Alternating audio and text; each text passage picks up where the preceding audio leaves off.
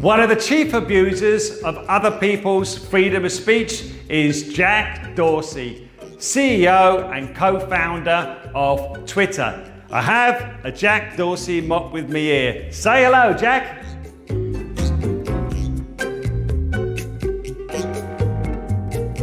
All the views and opinions expressed in this video are my own personal views and in no way represent the views or opinions of PinterPolitik.com. Apa khabar Indonesia? Apa khabar PinterPolitik.com? Namaste, John Zachary. Freedom, isn't it wonderful? Isn't it about the greatest thing that God gave us? And it's something we need to protect. And we need to fight people that want to take that freedom away from us, especially those that are after our freedom of speech. And that is the subject of today's video. One of the chief abusers of other people's freedom of speech is Jack Dorsey, CEO and co-founder of Twitter. I have a Jack Dorsey mock with me here. Say hello, Jack. Hey, man. Don't know who Jack is? Here's a little bit more about him. Meet @Jack. Jack Dorsey co-founded Twitter in 2006. His was the very first tweet in history. Twitter's going to be a whole lot simpler. It's going to be a lot simpler to use, and especially around tweeting. I want to make sure that Twitter is the place that you check the first thing to start your day. It'll tell you exactly what's happening in the world, what's most important, what matters, and that's what we're driving toward. So Jack doesn't like freedom of speech, and I thought that I'd help him out. I'm going to help him mop up freedom of speech. Other people's opinions and thoughts not important. Let's mop up their freedom of speech. Any views I don't agree with, away you go. Freedom of speech gone under Twitter. Only Jack Dorsey's opinion counts. Let's mop all the rest away because they are dangerous. Dangerous thoughts to have any opinion that doesn't agree with Jack Dorsey and his agenda and the agenda of his friends. I pledge allegiance to Twitter, the new normal. Only Twitter opinions and those of their Marxist friends are worthy. All others' freedom of speech must be removed. Dangerous to have other opinions. Thank you, Mr. Dorsey, and thank you for your help. Is it all good, Jack? I'm so happy, man. Jack's happy. Jack's a happy lad. Thank you, Jack. Freedom of speech gone. He's very happy now. So why am I picking on Jack Dorsey and Twitter? Well, that's an easy answer. It's because they are the most flagrant and egregious example of big tech censorship. I could easily have picked on any of them, but Twitter is the most egregious example by far. Let's listen to the lovely Jack Dorsey in the recent Senate hearings back in November 2020. Take it away. Mr. Dorsey, I want to focus primarily on Twitter and ask you initially, is Twitter a publisher? Is Twitter a publisher? Yes. No, we are not. We distribute information. So what is a publisher? An entity that is publishing under editorial guidelines and decisions. Well, your answer happens to be contrary to the text of federal statute, particular section 230, which defines an information content provider as any person or entity that is responsible in whole or in part for the creation or development of information provided through the internet or any other interactive computer service. Let me ask you, was Twitter being a publisher when it censored the New York Post?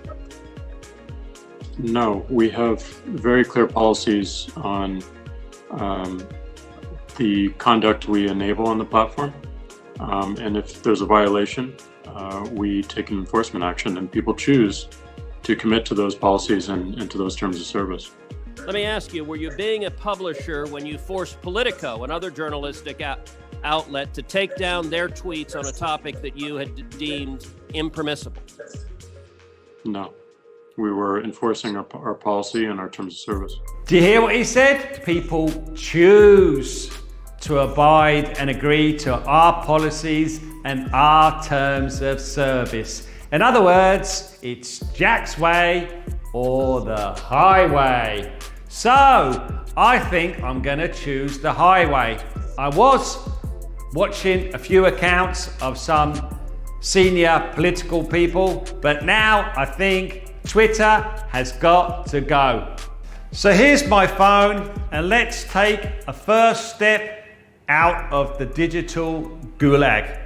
So I choose to delete Twitter. So here it is in my phone, Twitter. Let's press that. Let's get nice and close.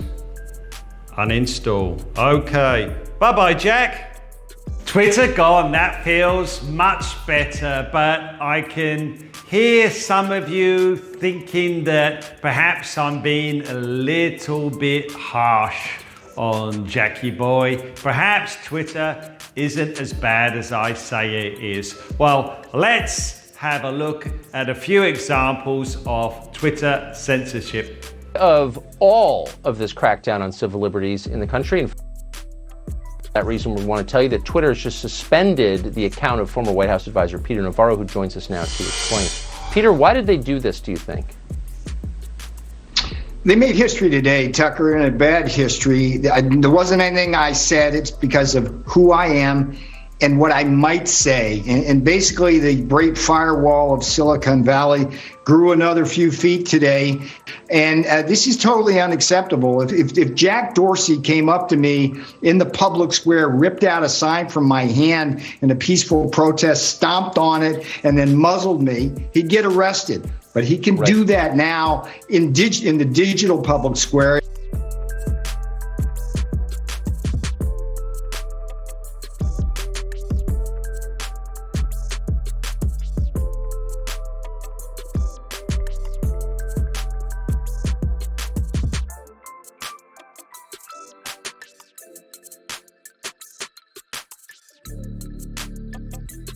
Are you wavering? Are you near the point of pressing that delete button? Mungkin, tidak mungkin? All right, I've got one more video for you to have a look at and see if this just puts you over the line.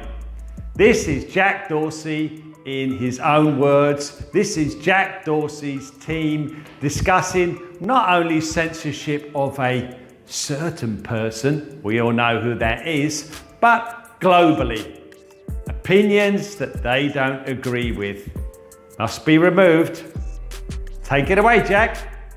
Beyond de-amplification, we are going to, conspiracy theories, we are going to be permanently suspending those accounts. Whether we believe Trump's tweets are inciting violence and having real world harm, I think we've seen that. In fact, they are, since coming back from the timeout to de-escalate the situation in other places around the world where we've seen violence unfold as a result of either misleading information or coded rhetoric. So a lot of our learnings here have come from other markets. So in that sense, we do feel like this is our global approach. We need to be very focused on being able to enforce any of these policies or enforcement decisions we make at scale. I think long term we want to be in terms of building trust and enforcing policies consistently and providing adequate notice before we take a very aggressive step like a permanent suspension. There's also been a lot of questions about retros, of course we're going to do a retro. The full retro, as I said in my note, it is going to take some time. And then the other thing, just to close out a little bit, we are focused on one account right now. But this is going to be much bigger than just one account, and it's going to go on for much longer than just this day, this week, the next few weeks. It's going to go on beyond the inauguration. We have to expect that. We have to be ready for that. So the focus is certainly on this account and how it ties to real world violence. but also we need to think much longer term around how these dynamics play out over time. I don't believe this is going away anytime soon, and the moves that we're making today around QAnon, for instance, is one such example of a much broader approach that we should be looking at and going deeper on. So the team has a lot of work and a lot of focus on this particular issue. We also need to give them the space and the support to focus on the much bigger picture because it is not going away. That's Jack Dorsey in his own words. They're going to be going after other people, and they already are going after other people. The original focus of their ire was Donald J. Trump, and Donald J. Trump is gone. He's off of Twitter. In fact, he's gone off of every digital platform you can think of, apart from a few. So now I'm off Twitter.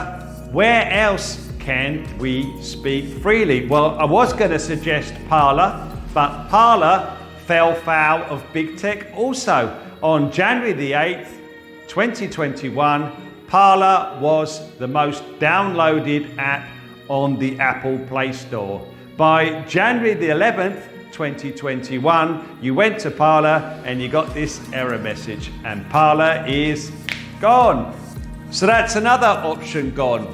So what else is there? Well, I'm going to be starting a Telegram channel, and I'd like you to join me on there. The address will be up at the end of this video. And I'm also going to be available on Gab, which is an alternative to Twitter. And again, my address will be up at the end of this video. So I hope that you look at alternatives. I hope that you decide to speak more freely and join new platforms so that there is more choice for everybody. And please follow us on all the usual suspects, and I look forward to seeing you soon, Indonesia. Take good care.